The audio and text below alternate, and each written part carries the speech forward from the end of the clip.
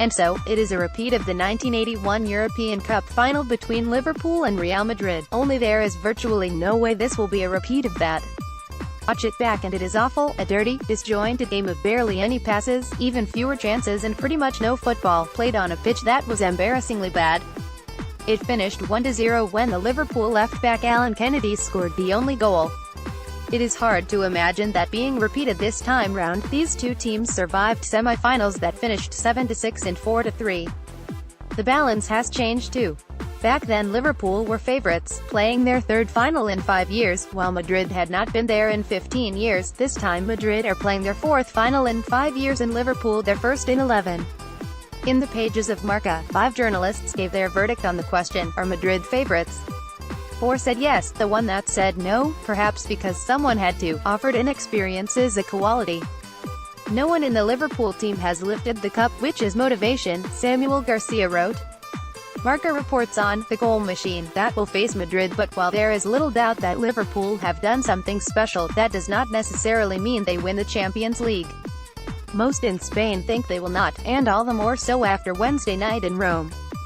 The Catalan sports daily El Mundo Deportivo lead on hero Klopp, and they cling to him, but for them to really embrace him, he must beat Madrid.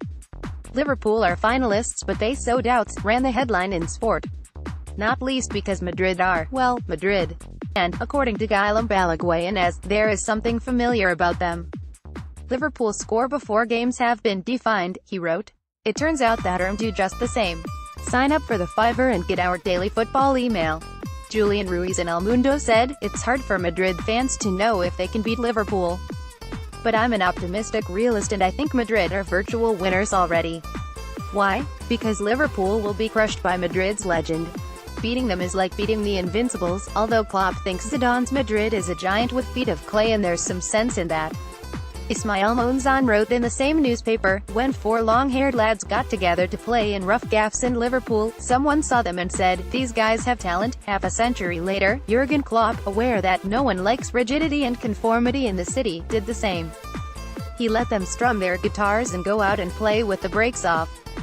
Liverpool v Real Madrid, their European head-to-head record video. It's curious that this band is dominated by one of the best orchestra directors in international football and that the fifth Beatle, the irony of globalization, is an Egyptian called Muhammad. Salah wasn't the executioner of his former team this time, he let the Mané be the soloist. At the other end, though, it is a different story. They say that defense is the best attack and the old adage reflects the state of things in this unbalanced Liverpool team, wrote Diego Torres in El País.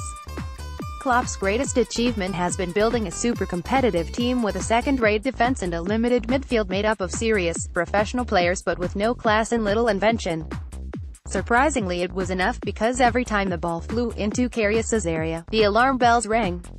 The team that challenges Madrid in Kiev travels with a reckless defense.